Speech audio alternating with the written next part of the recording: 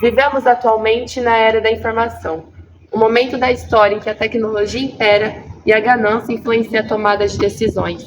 As ações antrópicas estão interferindo nos fenômenos mais importantes para a garantia da vida no planeta Terra, o efeito estufa.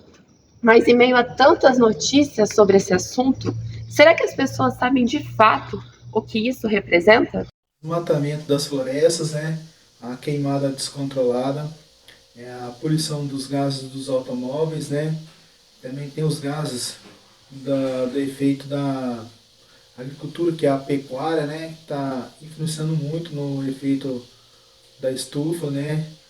E que prejudica muito a nossa natureza, né? Que o pessoal não tem consciência nisso, né?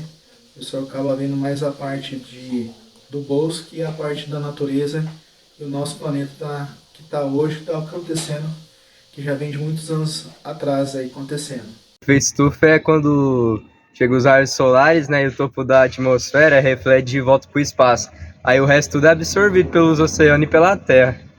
Efeito estufa, armazenamento de calor, um fenômeno provocado pelo homem devido ao desmatamento de nossas florestas. Estufa é um fenômeno natural da Terra, responsável por manter o calor ambiente global. A Terra absorve alguns raios solares e devolve outros.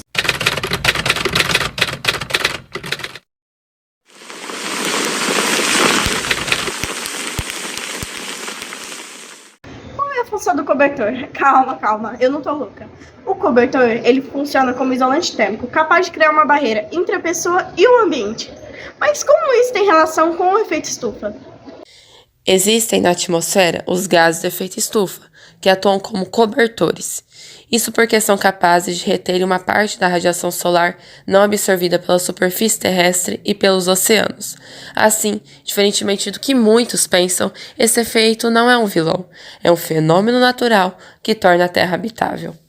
A camada gasosa do planeta é composta por 21% de oxigênio, 78% de nitrogênio e 0,04% de gases do efeito estufa.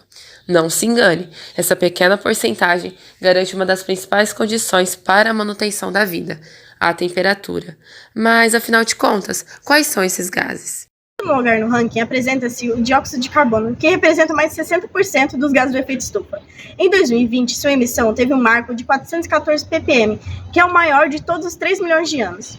O desmatamento e a queima de combustíveis fósseis são as principais ações que agravam sua concentração. Em segundo lugar, encontra-se o CH4, ou metano. A fermentação empírica, ou seja, o processo digestivo dos ruminantes, é conhecida por ser um dos principais agravantes. Entretanto, mais de 1/3 das emissões globais de metano atribuem-se ao potencial energético das fontes de carvão e de petróleo. Esse gás apresenta um potencial energético 80 vezes superior ao do CO2. Representando 6% do efeito estufa, encontra-se o óxido nitroso, proveniente da queima de combustíveis fósseis e da agricultura.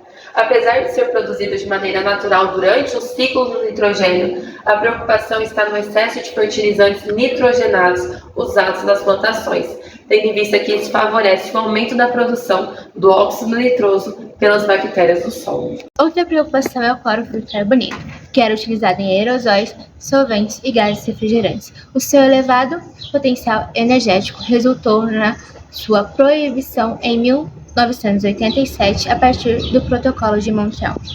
A sua utilização em produtos químicos ainda preocupa especialistas. O maior responsável pelo efeito estufa é o vapor d'água, que absorve 50% da radiação solar. O efeito estufa é, portanto, natural. Entretanto, a sua intensificação é ocasionada por um vilão, chamado homem. E falar do agravamento desse fenômeno obriga a abordagem histórica. Isso porque, no século XVIII, o mundo presenciou a mecanização do trabalho, possibilitada pelo advento da Revolução Industrial.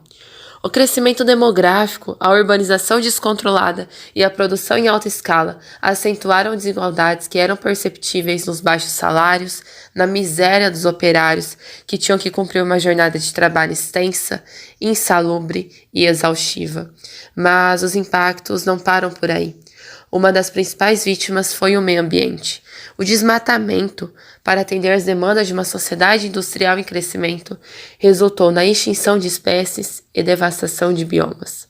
A queima de combustíveis fósseis provocou a elevação dos gases de efeito estufa, ocasionando a poluição atmosférica e o aumento da retenção de calor na atmosfera. E o resultado disso? Bom, esse você conhece, é o aquecimento global. Estudos já indicam que as ações humanas são responsáveis por 99% das mudanças climáticas. E as consequências disso? Bom, essas nós já presenciamos.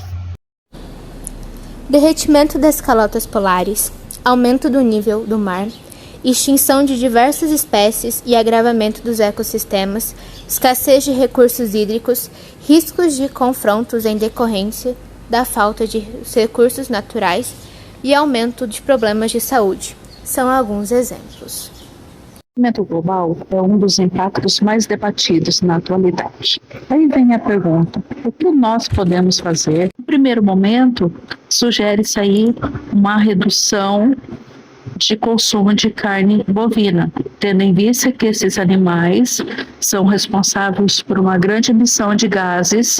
No segundo momento, podemos elencar, evidenciar aí o desperdício, evitar aí o desperdício de alimentos que é tão alto no nosso país. Estimular aí uma educação contínua de educação alimentar, de consumo racional. No instante, podemos aí valorizar os consumidores locais, a quitanda, o mercado, a feira, a horta do bairro, para evitar aí que precisemos de locomoção e incentivar o uso de transporte públicos, caminhadas, uso de bicicletas, fazer parcerias, ônibus urbanos, caronas participativas, usarei recursos que não demandam de veículos.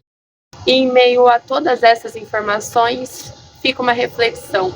Será que existem de fato problemas ambientais? Ou são sintomas ambientais de problemas humanos?